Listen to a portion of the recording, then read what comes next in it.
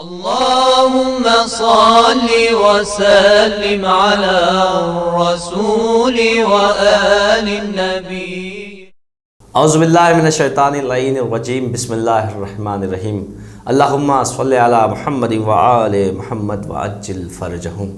ناظرین اکرام، السلام علیکم ورحمۃ اللہ وبرکاتہ. میں ہوں آپ کا میزبان زرغام اعظمی. حوزہ معصومہ قم نبا فاؤنڈیشن کی جانب سے منعقد کیے گئے نبا انٹرنیشنل کوئز کمپٹیشن کے اس پروگرام میں آپ سب کا استقبال کرتے ہیں. اور مسلسل جو گفتگو ہو رہی ہے اور جو ہمارا ٹاپک ہے، جو ہمارا موضوع ہے، وہ ہے تجوید قرآن. لہٰذا آج پھر کچھ سوالات لے کے حاضر ہوئے ہیں اور اس سوالوں کے جواب دینے کے لیے ہمارے ساتھ مدیر نبا فاؤنڈیشن، مدیر حوزہ معصومہ قم، حجت الاسلام والمسلمین علی جناب مولانا سید وقار حیدر صاحب قبلہ ہمارے ساتھ گفتگو کرنے کے لیے موجود ہے. قبلہ کی بارگاہ میں چلتے ہیں. قبلہ السلام علیکم ورحمۃ اللہ وبرکاتہ. علیکم السلام ورحمۃ اللہ وبرکاتہ.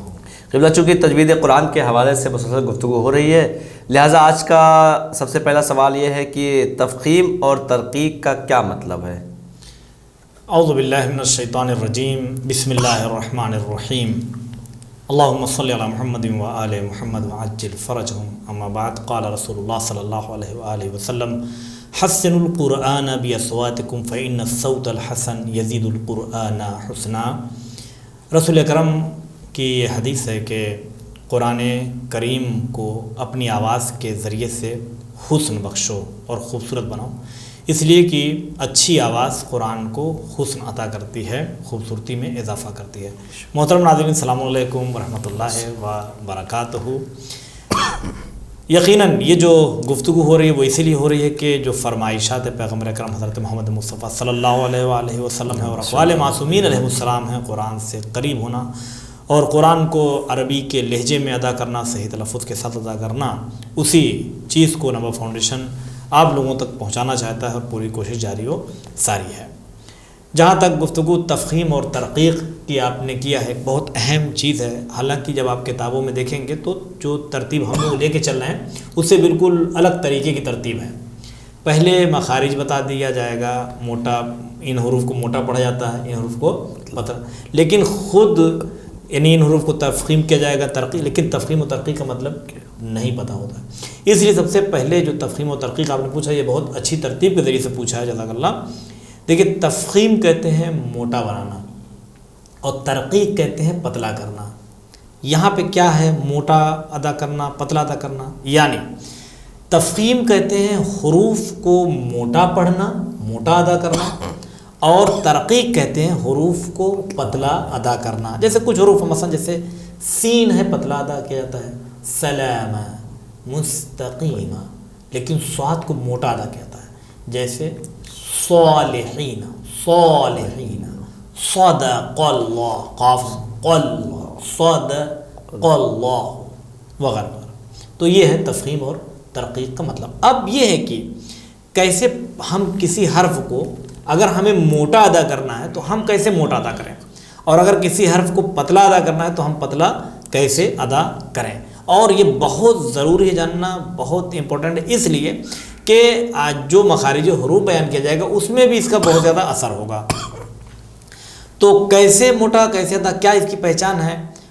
تو موٹا ادا کرنے کی جو ظاہری علامتیں وہ ہیں، وہ یہ ہیں کہ جس حرف کو ہم موٹا ادا کریں گے ان سارے حرف میں ایک او کی آواز آنا چاہیے، اور جو ہم پتلا حرف ادا کرتے ہیں اس میں اے کی آواز آنا چاہیے. او اے، یعنی ظاہری جو ساؤنڈ نکلے گا ہر حرف میں، او اے، سو سے، تو تے، او اے، یہ نکلے گا. تو ایک تو جو ساؤنڈ سننے میں آئے گا، ایک میں او کا ساؤنڈ آئے گا، یعنی آدھا او سمجھ لیجیے، اور ایک میں جو ہے اے کا ساؤنڈ آئے گا. اسی طریقے سے جو ہونٹ کا شیپ ہے، جب ہم پتلا ادا کرتے ہیں تو اس طرح سے لیفٹ اینڈ رائٹ سائڈ میں جاتا ہے، دائیں بائیں بھاگتا ہے وہ. اے، سلام، سلام، بسم اللہ، بسم اللہ. جتنا پتلا ایسا ہوتا کیوں ہے؟ چونکہ منہ سے ہوا بالکل کم ہو جاتی ہے منہ میں. تو ایک چیز اور یہ علامت ہوئی کہ منہ میں اگر پتلا پڑتے ہیں تو منہ میں ہوا بھر جاتی ہے، جیسے صالحین، غلبا قولا. جب پتلا پڑھتے ہیں تو منہ میں ہوا بالکل نہیں ہوتی، بہت کم ہوتی ہے. جیسے ہم نے مثال دیا سلام کتب کتب. اور تیسری علامت یہ ہے کہ زبان کی جو جڑ ہے وہ تھوڑا سا اوپر کی طرف جاتی ہے جب ہم حرف کو موٹا ادا کرتے ہیں. قول صابرین، چاہے وہ ہمیں پتہ چلے یا پتہ نہ چلے. تو یہ سارے کچھ ایفیکٹس ہیں جو جب ہم موٹا ادا کرتے ہیں تو یہ چیزیں وجود میں آتی ہیں. اس لیے کچھ حروف کو تفخیم اور کچھ حروف کو ترقیق کیا جاتا ہے. جزاک اللہ قبلہ. اگلا سوال یہ ہے کہ حروف استفعال اور حروف استعلاء کسے کہتے ہیں؟ جزاک اللہ.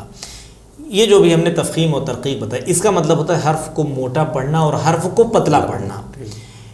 حروف استفعال ان حروف کو کہتے ہیں جنہیں پتلا پڑھا جاتا ہے، اور حروف یعنی جن کو ترقیق کیا جاتا ہے. اور حروف استعلاء ان حروف کو کہتے ہیں جنہیں موٹا ادا کیا جاتا ہے، یعنی تفخیم کے ساتھ ادا کیا جاتا ہے. کیوں پتلے کو استفعال کہتے ہیں؟ چونکہ استفعال سافل سے ہے، اسفل سافلین، نیچے کی طرف جانا. چونکہ اس میں زبان کی جڑ نیچے کی طرف جاتی ہے.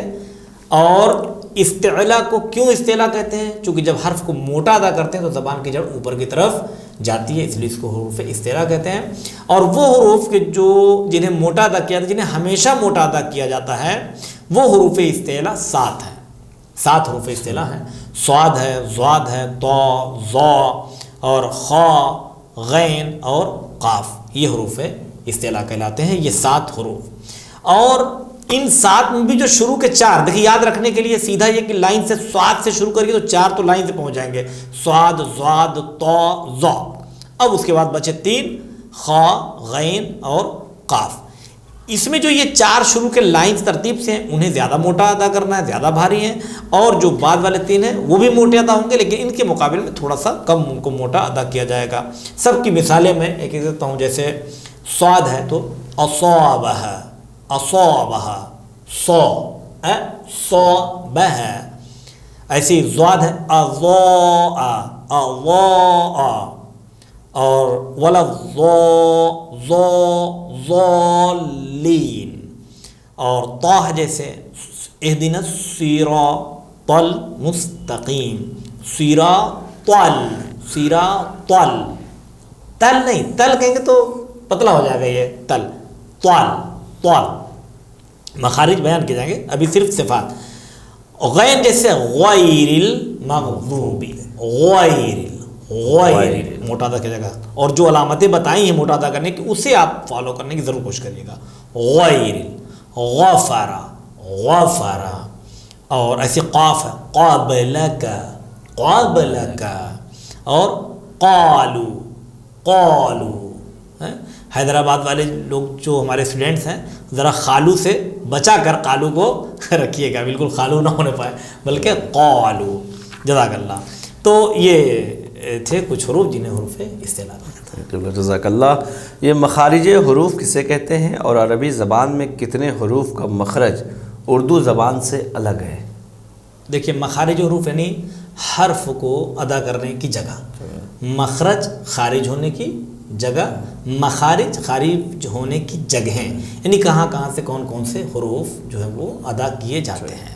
تو بہرحال کتابوں میں سارے مخارج کا نام وغیرہ مثلا دیا ہوا ہے، یہاں پر وہ مقام نہیں ہے. جو ہماری گفتگو ہے وہ عوام الناس کے لیے ہے جو اپنی قرآن کو صحیح کرنا چاہتے ہیں، تجوید کے ساتھ پڑھنا چاہتے ہیں. تو ہم نے ساری اصطلاحات کو جو گہری ہیں سب کچھ چھوڑ دیا ہے، بالکل جو صاف صاف اور فریش چیزیں ہیں وہ قوانین آپ کی خدمت میں پیش کیے جا رہے ہیں.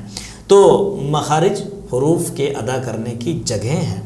اور عربی زبان کے 10 حروف ایسے ہیں جو اردو سے فرق رکھتے ہیں. اردو میں ان کے بولنے کا انداز کچھ اور ہے، لیکن عربی میں بولنے کا انداز اور اس کا مخرج کچھ اور ہے. کچھ طریقے بتائے. اردو میں صرف ساؤنڈ نکل گیا تو ہو گیا وہ، لیکن عربی میں صرف ساؤنڈ نکلنے سے کہاں سے وہ ساؤنڈ نکل رہا ہے، وہ آواز نکل رہی ہے، یہ اہم ہے. اسی لیے مخارج حروف کی بحث ہوتی ہے.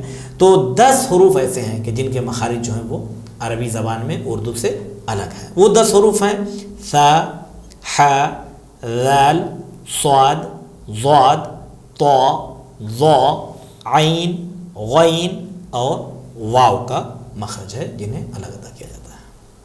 بے شک. جزاک اللہ. خیر اللہ. ابھی جو حروف آپ نے بیان فرمائے، ان حروف کے مخارج آسان لفظوں میں بیان فرمائیں۔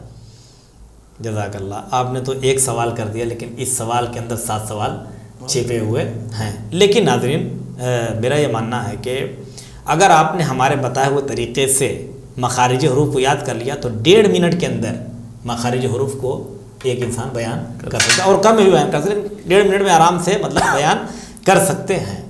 تو شروع کرتے ہیں مخارج حروف کو۔ جو کتابوں کا طریقہ ہے، میرے پاس بھی کچھ کتابیں اس وقت ہیں، یہ کتاب ہے، باقی اور کتابیں، تو کتابوں کا تھوڑا سا طریقہ ایک الگ ہے۔ وہ مخارج حروف جو ہے وہ اس کی ترتیب حروف کے الف ب کے حساب سے چلتے ہیں، لیکن ہم اس طریقے کو لے کر چلیں گے کہ کیسے آپ اگر ایک حرف کے مخرج کو سمجھ لیجئے تو دوسرے حرف کے مخرج کو سمجھنے میں آسانی ہو جائے۔ تو ایک کو پکڑ لیجئے اور اس کے ذریعے سے آپ زینہ بزینہ آخری مخرج تک پہنچ جائیے۔ سب سے پہلے جو مخرج بیان کیا جائے گا وہ بیان کیا جائے گا حرف طا کا، جو زو سے پہلے تو آتا ہے۔ تو اردو میں جو تے ہے، چاہے وہ تے سے لفظ ہو چاہے وہ تو سے ہو، بولنے میں کوئی فرق نہیں، لیکن عربی میں حرف تے میں فرق ہے اور تو میں فرق ہے۔ کیا فرق ہے؟ تے کو پتلا ادا کیا جائے گا اور حرف تو کو، اب تو اس لیے دونوں تا ہو جائے تو گڑبڑ نہ ہو جائے تھوڑا سا، تو تے کو پتلا ادا کرنا ہے، تو کو موٹا ادا کرنا ہے۔ اب میں دونوں کو عربی لفظ کہتا ہوں، تا کو پتلا ادا کرنا ہے اور طا کو موٹا ادا کرنا ہے۔ ایک چیز اور بھی ہے حرف طا میں، جو زو سے پہلے، زا سے پہلے والا ہے، کہ عربی کا قوی ترین یعنی اسٹرانگ حرف ہے یہ، اس کو ادا کرنے میں تھوڑا سا قوت لگائی جاتی ہے۔ صراط الذین، صراط الذین، تو موٹا بھی ادا ہو، تھوڑا سا زور لگا کر یہ ادا ہوگا حرف طا کو۔ تو تے پتلا اور تو موٹا، بس اتنا آپ نے کر لیا اور تا کی آواز نکل آئی تو سمجھ لیا، اگر پتلا ہے تو تے اور موٹا کر دیا تو ادا ہو گیا۔ مثال جیسے مستقیم، بھائی میں آسان مثالیں دوں گا جو روزمرہ کی ہماری، مستقیم، لیکن وہی صراط، حرف طا جب آ گیا صراط الذین، یہ ہو گیا تے اور تو میں فرق۔ اب آتے ہیں سین اور صاد میں کیا فرق ہے۔ دوسری چیز جو سین اور صاد میں، سب اردو میں سب سین صاد سب برابر ہو جاتا ہے، لیکن عربی میں سین اور صاد میں فرق، کیا فرق ہے؟ وہی فرق ہے، دیکھیں تے تو اگر یاد ہو گیا، وہی فرق ہے جو تے میں اور تو میں فرق ہے، یعنی سین کو پتلا اور صاد کو موٹا ادا کیا جائے گا۔ اب یہاں پر ایک چیز اور ایڈ کر دیں کہ سلام، یہ سرسراہٹ آ رہی ہے، اسے سیٹی کی آواز کہتے ہیں، صفیر پرندے کی آواز، سیٹی کی آواز۔ ایک فرق یہ کہ سین میں زیادہ سیٹی نکلے گی اور صاد میں تھوڑی سی کم سیٹی نکلے گی، مگر دونوں میں تھوڑی سیٹی رہے گی، سین میں بھی اور صاد میں بھی، سین میں کم صاد میں زیادہ۔ سین کو پتلا پڑھنا ہے، صاد کو موٹا پڑھنا ہے، یہ فرق تھا سین اور صاد کا۔ اس میں بھی وہی مثال لے سکتے ہیں، مستقیم، بسم اللہ، لیکن صاد میں صراط المستقیم، اور صدق اللہ، تو یہ سین اور صاد کا فرق ہو گیا۔ اب میں نے یہاں پہ ایک لفظ سیٹی ایڈ کیا تھا کہ سین میں زیادہ سیٹی ہوگی، صاد میں سیٹی کم ہوگی۔ اب یہیں سے سا کرتے ہوئے ایک سا اور آ جاتا ہے جو حرف سا ہے، جس پہ 3 نقطے ہیں۔ تو یہ جو سا ہے، حرف سا جس میں 3 نقطے ہیں، ثمر پھل والا، تو یہ اس میں کیا ہوگا کہ سین میں سیٹی زیادہ، صاد میں سیٹی کم، اور سے میں سیٹی بالکل بند، سیٹی ختم۔ تو حرف سا میں سیٹی کی آواز نہیں آنا چاہیے، سا۔ اب یہاں سے تک پہنچ گئے، اب سے کو ادا کہاں سے کیا جائے گا، اس چیز کو سمجھ لیں۔ سین، صاد اور حرف زے، رے کے بعد جو آتا ہے زے، یعنی زا جس کو کہتے ہیں، رے کے بعد والا زے، سین، صاد اور زے، یہ کہاں سے ادا ہوتا ہے؟ زبان کی نوک کو جب ہم اوپر والے دانت کی جڑ میں اندر سے لگاتے ہیں، ٹھیک ہے۔ اب ایک اسٹوڈنٹ کو ہم نے بتایا کہ جو زبان کی نوک ہے وہ دانت کی جڑ میں لگے گا، تو کہنے مرسا میری تو کیا نام ہے زبان میں چوٹ لگ گئی۔ ہم نے کیا کہا کہ وہ جڑ تک جا نہیں رہی تھی، تو بڑی مشکل سے گئی۔ تو وہ کیسے جڑ تک پہنچا رہے تھے؟ وہ جو ہے اندر کے بجائے زبان اپنی باہر کر کے اور دانت کے جڑ میں لگانے کی کوشش کر رہے تھے۔ ایک جگہ پر دعوت تھی، تو وہاں پر دعوت کے بعد جب لوگ نکلے تو ایک صاحب جو ہے وہ کافی جو ہے وہ ماشاءاللہ ہٹے کٹے تھے اور بہت زیادہ ان کا پیٹ حد سے زیادہ نکلا ہوا تھا. تو کسی نے پوچھ لیا کہ حضور یہ بتائیے کہ مومن کی علامت تو یہ ہے کہ اس کا پیٹ جو پیٹھ سے ملا ہوا ہو. تو کہنے لگے بیٹا مومن کی علامت یہ ہے، لکھا ہے کہ پیٹ پیٹ سے، یہ کہاں سے لکھا ہے؟ یہ کہاں لکھا ہے کہ اندر سے ہی ملا ہو گھوم کے مل سکتا ہے. تو یہ کوشش نہ کیجیے گا مخارج میں کہ ہم جو ہے وہ باہر نکال، نہیں، جو مخارج ہو سب زبان اندر اندر ہی چلے گی دو دانتوں کے درمیان میں. تو سین، صاد اور زے میں زبان کی نوک جو اوپر والا دانت ہے اندر سے اس کی جڑ میں جب سٹتی ہے تو اسی لیے اس میں سب میں سرسراہٹ آتی ہے. ز ز زلزالہ ہے نا،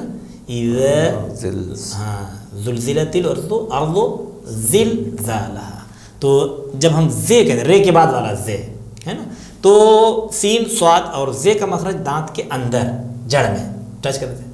لیکن حرف تا کا مخرج زبان کی نوک وہی رہے گی، دانت اوپر کے ہی رہیں گے، مگر جڑ میں نہیں زبان کو ٹچ کرنا ہے، اوپر کے دانت کی نوک سے ٹچ کرنا ہے. ث اور بہت آہستہ سے رکھنا ہے اور پتلا ادا کرنا ہے.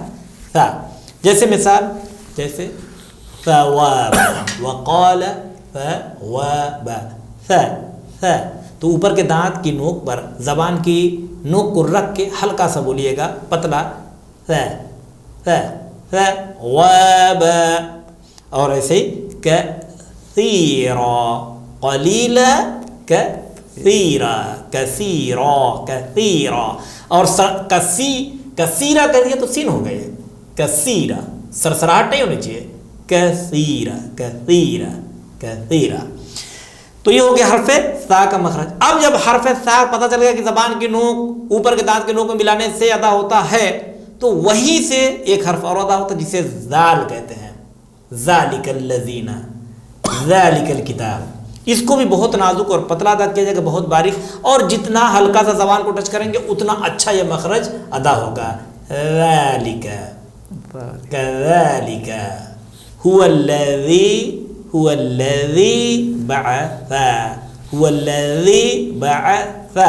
ثا بھی یہیں سے نکلے گا اور ذال بھی پتلا ادا کیا جائے گا. اور اسی ذال کو دیکھیں کیا چیز ہے، اسی ذال کو اگر آپ نے موٹا ادا کر دیا اور گاڑھا ادا کر دیا تو یہی ذال جو دال کے بعد والا ہے یہ ہو جائے گا زو. جو تو کے بعد زو آتا ہے یہ زو میں تبدیل ہو جائے گا، کنورٹ ہو جائے گا. ذالک یہ ذال ہے، اور وہیں پر اوپر والے دانت کی نوک پر زبان کی نوک کو رکھ کے اگر آپ کہیں ظالمین، ظالمین، تو یہ حرف ظا ہو جائے گا جو تا کے بعد تو کے بعد زو جو آتا ہے.